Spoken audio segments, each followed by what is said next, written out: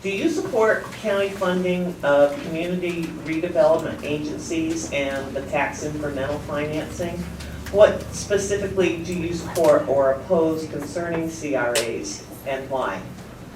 What do I oppose? No, do you support or oppose the county funding of community redevelopment agencies? I think CRAs have proven themselves when they've been run properly.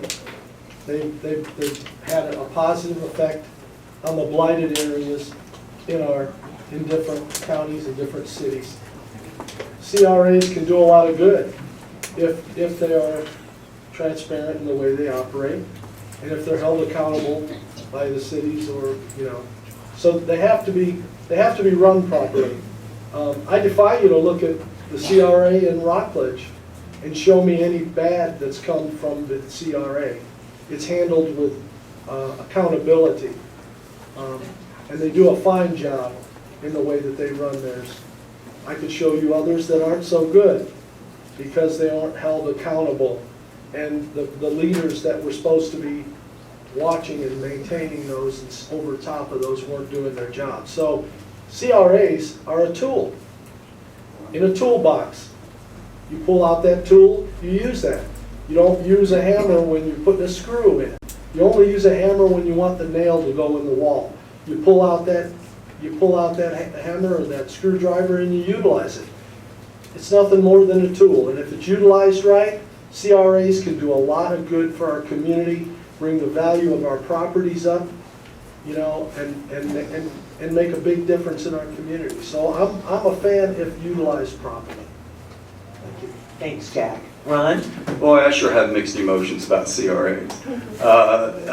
I like what Jack is saying there in its idealistic sense, what it's intended for.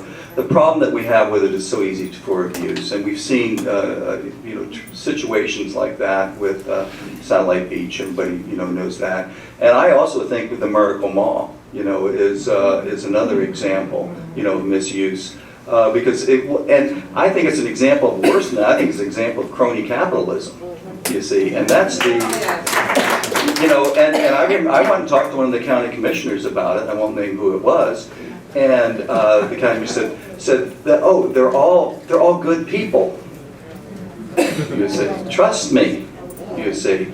It gets down, if you're going to do it, you need to put, oh my God, I'm going to put regulations on the CRAs, okay? I mean, that's a difficulty I have with them, is, boy, it's sure roll the dice. And I agree with Jack. I think that, Rockledge has done a good job.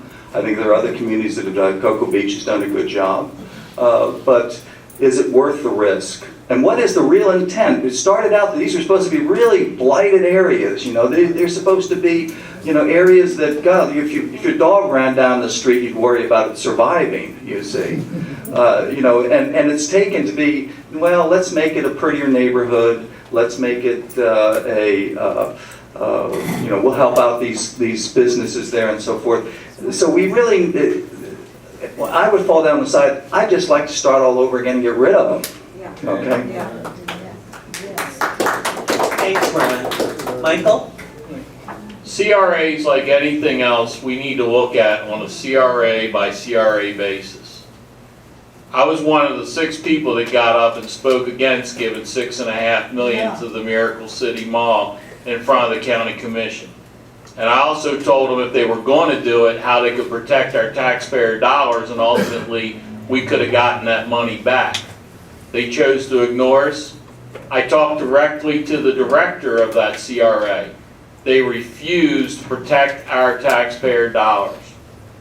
The county commission has the right to revoke a CRA after it's done it.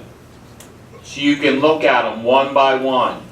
When you look at the actions of the North Brevard Economic Development Zone, I'm not happy that they're giving away $6.5 million of our tax dollars. And I think that's one that if they don't want to go along, then we need to cut it out.